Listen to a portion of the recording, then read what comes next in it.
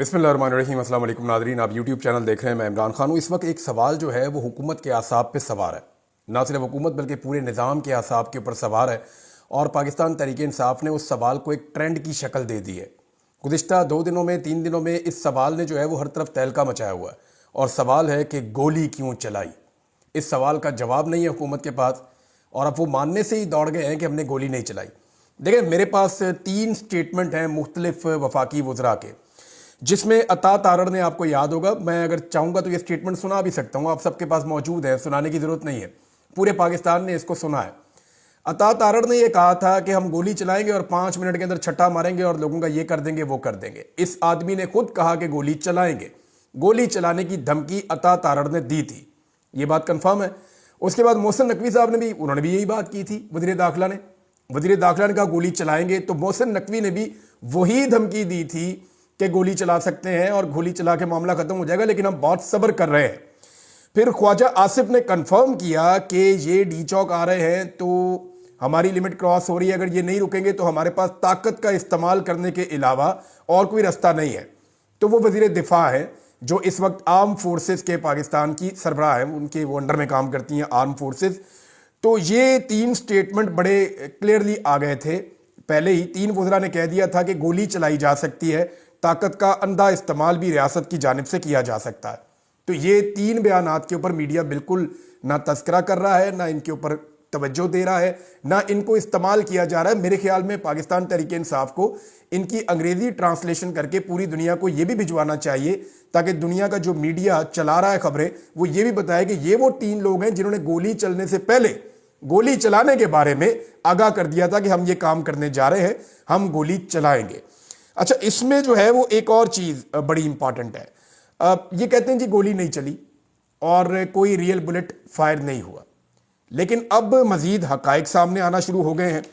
यानी मुतीउल्लाह जान साहब बाहर आए, उन्होंने कुछ चीज़ें और बताई हैं, मैं वो चीज़ें आपके सामने रख देता हूँ। और इसमें मैं एक चीज़ और कहना चाहूँगा। देखें, ये पिछली सदी के काम थे, जब सोशल मीडिया नहीं था, जब कैमराज नहीं थे, जब चीज़ें नहीं थी, तब आप लोगों को बाद में बेवकूफ़ बना सकते थे कि ये इसने खुद ही कर दिया, या उसने खुदकुशी कर ली, या फलां बंदे ने अटैक कर दिया, या कोई और बीच में आ गया।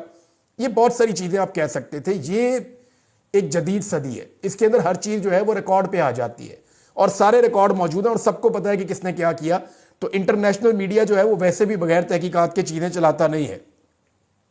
मुतीउल्लाह जान साहब ने वापस आने के बाद तफसीलात बताई हैं। उन्होंने कहा जी बहुत बड़ी तादाद में हुकूमत ने बंदे गिरफ्तार इसलिए किए हैं, या गिरफ्तारियां जाहिर करके हुकूमत ये तासुर देना चाहती है कि अगर कोई बंदे मारे भी गए हैं और उनकी लाशें गायब हैं, तो तासुर ये जाए कि वो बंदे गिरफ्तार हैं, तो महीना 2 महीना उनके घर वाले ढूंढ ढूंढ के जब थक जाएं तो तब तक ये मामला दब जाएगा। तो जितना मैं इमरान खान को जानता हूं और पाकिस्तान तहरीक इंसाफ को जानता हूं, मामला तो वो दबने नहीं देंगे।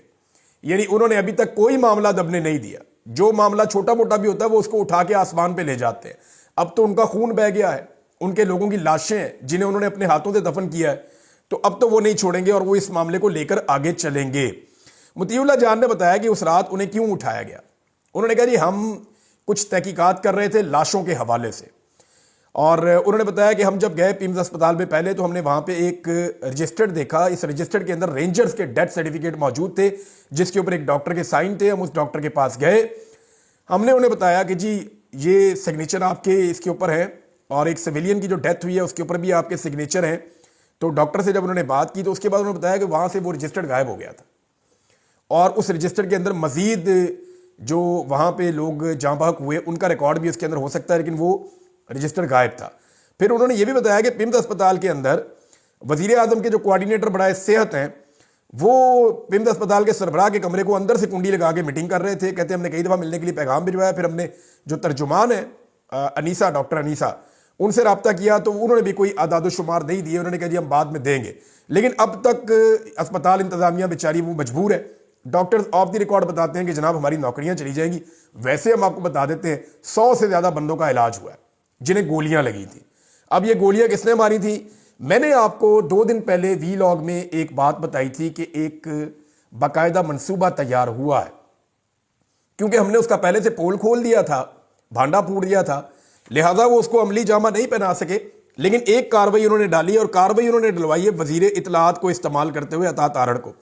अब मैं आपको बताता हूं कि एक्चुअली मैंने आपको क्या कहा था। अगर आपको याद हो तो मैंने आपको बताया था कि जाली डाटा जारी करवाया जाएगा पाकिस्तान तहरीके इंसाफ से, और उस जाली डाटा को बुनियाद बनाकर बाद में कोई 2-4 बंदे सामने ले आएंगे, जनाब ये तो बंदे जिंदा हैं, लिहाजा पाकिस्तान तहरीके इंसाफ का बंदे शहीद होने वाला सारा नैरेटिव ही उड़ जाएगा।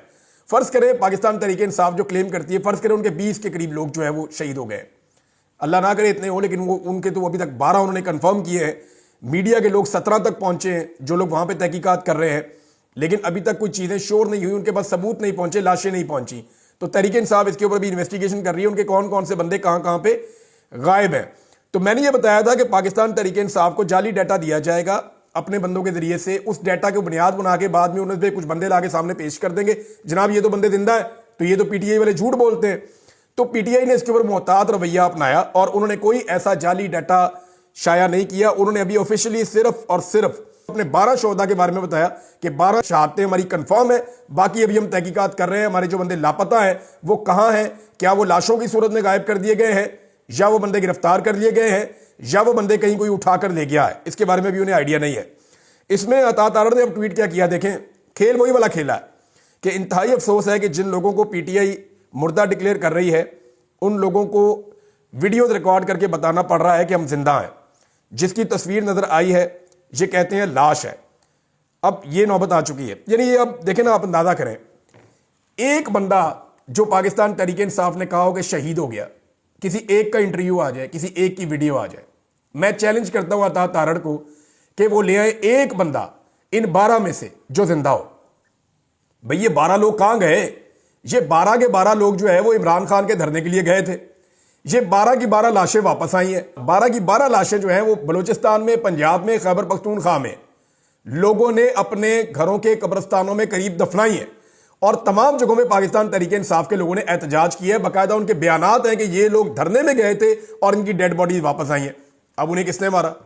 अब दूसरी जानिब जो लोग गिरफ्तार किए गए हैं, अच्छा ये सारे लोग अभी गिरफ्तार नहीं हुए, इस पर अहमद फराद साहब ने भी खबर दी है, कुछ और लोगों ने भी बताया। वो ये कह रहे हैं कि ये जो लोग अब गिरफ्तार हुए हैं, जिनको सामने लाया जा रहा है, इनमें बहुत सारे लोग ऐसे हैं जिन्हें पहले पकड़ लिया गया था और उनको पीटीआई के खाते में डाल दिया गया है, असला भी पीटीआई के खाते में जबरदस्ती डाल दिया गया है। अब उसमें जो है वो कुछ लोगों के बयान आते हैं, जनाब हमें पैसे दिए गए थे 3000 रुपए की फायरिंग करनी है वहां पे जाके।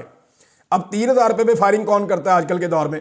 भारत वो कह रही थी 3000 रुपए दिए गए थे, उस पर फायरिंग करनी थी। कोई स्टेटमेंट दे रहा जी मेरा पीटीआई से ताल्लुक था, मेरी ड्यूटी इस चीज पे थी, मैंने वहां बंदूकें देखी। कोई ये सारे लोग इस वक्त हिरासत में है, पता नहीं इनका ताल्लुक पाकिस्तान तहरीके इंसाफ से है भी या नहीं, वो तो तहरीके इंसाफ बताएगी। लेकिन हिरासत के अंदर किसी बंदे से बयान देना क्या होता है और उसकी कानूनी क्या हैसियत होती है ये सब जानते हैं। लेकिन हिरासत में लिए गए जबरदस्ती के बयानात को सारे मीडिया के ऊपर चलवाया जा रहा है। अब जरा अता तारड़ को हवाला करें ना मोहम्मद बूटा कांस्टेबल के, ये अता तारड़ को मेरा चैलेंज है, मोहम्मद बूटा नामी कांस्टेबल के हवाले करें अता तारड़ को और उसको दे दे फ्री हैंड, तो ये अता तारड़ पता क्या कहेगा उसके बाद? मैं अरबों का बच्चा हूं, मेरी ट्रेनिंग अफगानिस्तान में हुई है, 9/11 मैंने किया था। ये ना कहे तो आप मेरा नाम बदल दीजिए।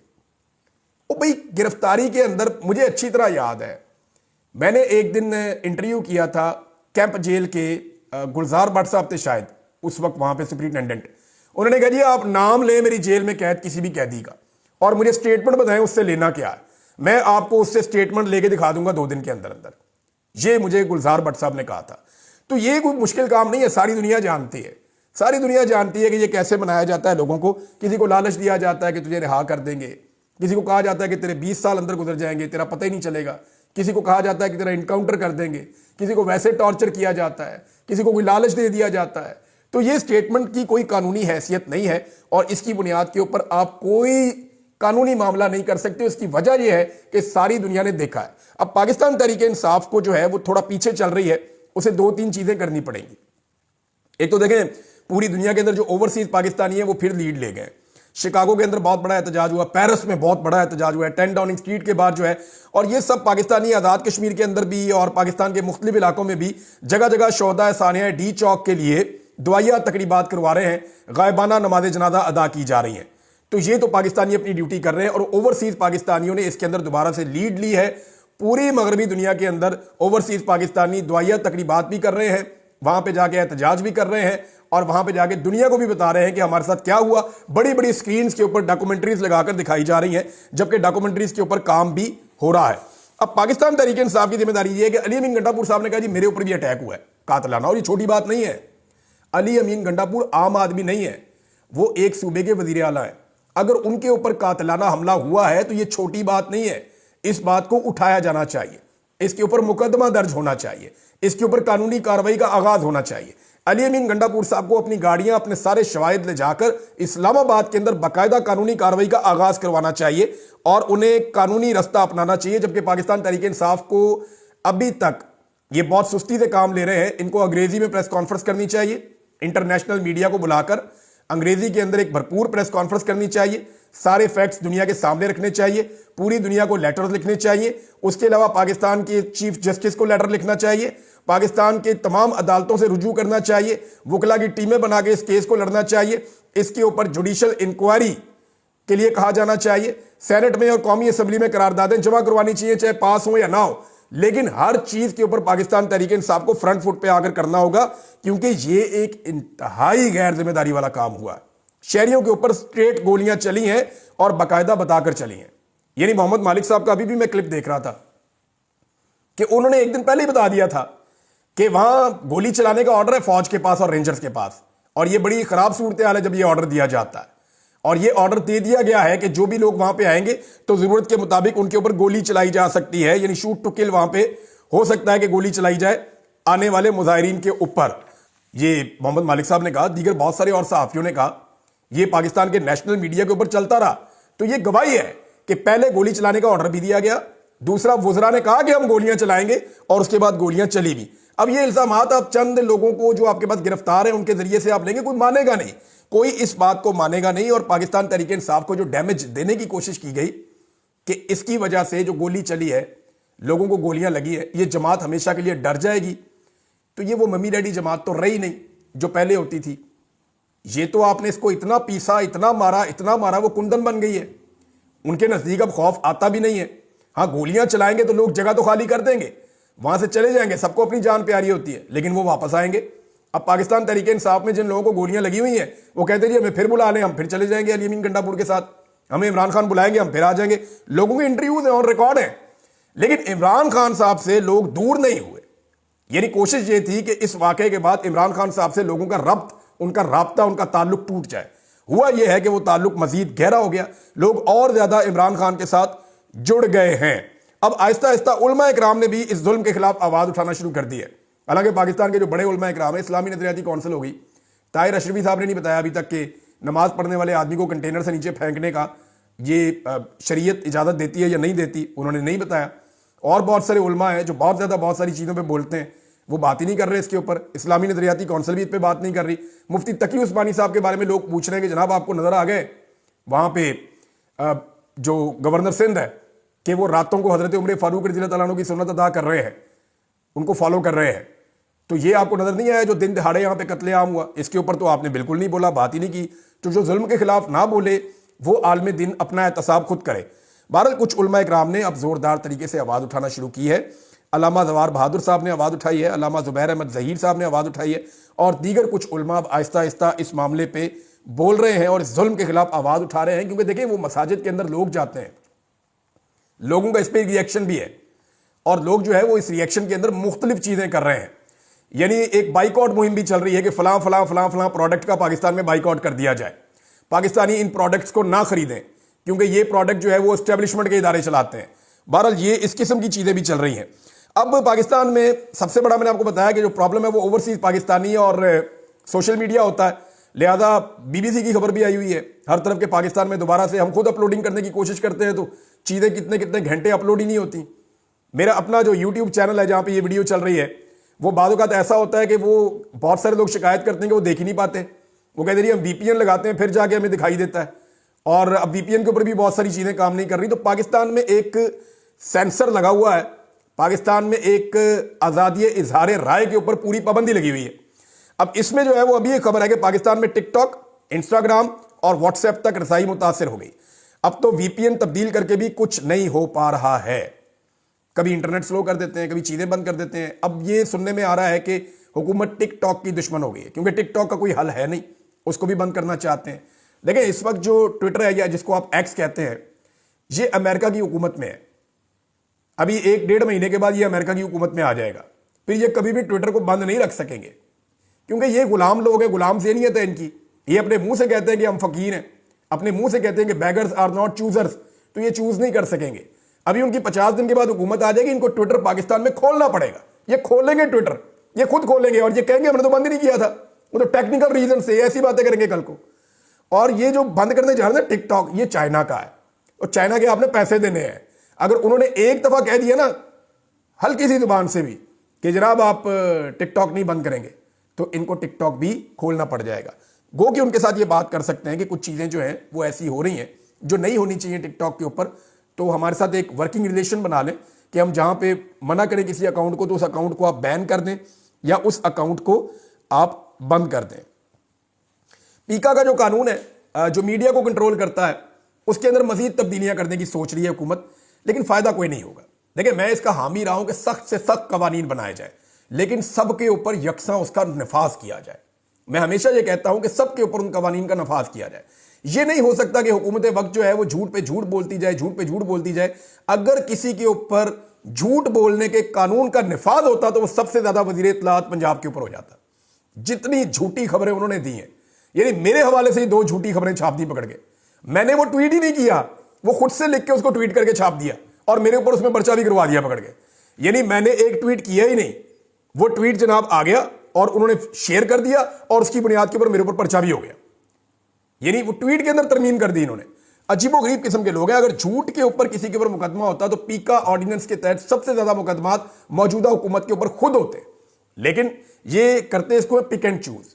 ये सख्त कवानीन बनाते हैं और फिर देखते हैं कि उनको लागू किसके ऊपर करना है। जो लोग इनके पसंदीदा या फेवरेट है उनके ऊपर उसको लागू नहीं करते, और जो लोग पसंदीदा नहीं है, यानी मिसाल के तौर पे फलक जावेद खान, उन्होंने एक किसी की वीडियो को शेयर किया था सिर्फ, और किसी के ऊपर मुकदमा नहीं हुआ, उनके ऊपर मुकदमा किया हुआ और उनको लगातार एक के बाद एक उनको तंग करने की कोशिश की जा रही है। और ये खुद इंफॉर्मेशन मिनिस्टर इसके अंदर इन्वॉल्व है, मुझे कहने में किसी किस्म का कोई हर्ज नहीं है।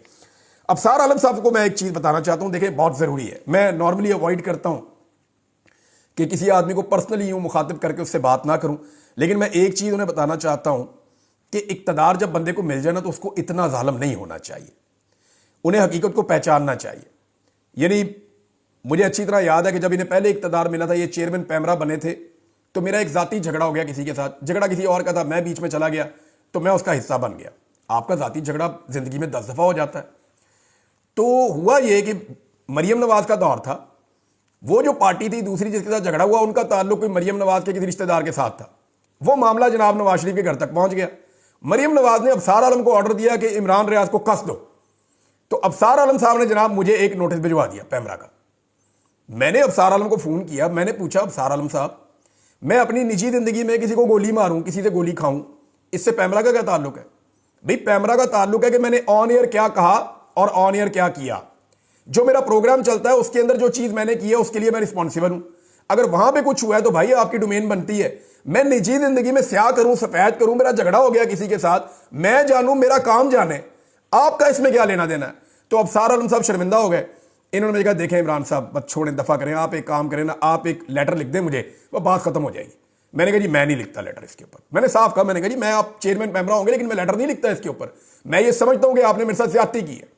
तो इन्होंने कहा देखें जी हमने आपको बस ऐसे ही समझें, बस वैसे ही भेज दिया। तो ये इतना मजबूर हो गए थे अपनी नौकरी के हाथों कि एक औरत के कहने के ऊपर, ये उसकी पिछली सीट पे बैठे होते थे, वो जो कहती थी ये वो करते थे चेयरमैन पैमरा बन के। तो आपने अपने दौर में गुलामी की, लेकिन इसके बावजूद आपने ये भी कहा कि मैं अब सहाफी नहीं हूं, इसको रिकॉर्ड के ऊपर रख ले, मैं आइंदा सहाफत नहीं करूंगा, लेकिन फिर आप दोबारा सहाफत में आ गए। अब आपको अगर कोई बैरूपिया कहता है तो आपको क्यों बुरा लगता है?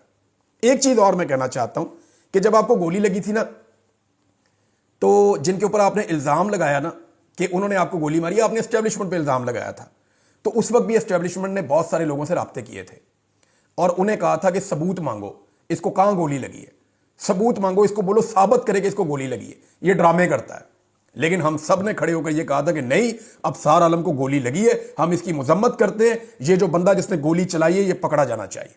हम सारों ने अफसार आलम साहब आपकी तरह सबूत नहीं मांगे थे, हालांकि मैं वहां खड़ा होकर नहीं देख रहा था जब आपको गोली लगी थी, लेकिन हम आपके साथ खड़े हुए थे कि आपको गोली लगी है, आज आप मजलूम हैं। और अफसार आलम साहब आप वहां खड़े हुए थे जहां लोगों को गोलियां लग रही थी, वो वीडियो मौजूद है। आप उस छत पे खड़े हुए थे, आप देख रहे थे गोली चल रही थी, आपने कहा नीचे बैठ जाओ। नीचे आप रबड़ की गोली के लिए आप नीचे नहीं बैठ रहे थे। आंसू गैस का शेल तो वहां तक आ ही नहीं रहा था, ना आंसू गैस आ रही थी। आप रियल बुलेट चल रही थी जिसकी वजह से आप नीचे बैठ रहे थे।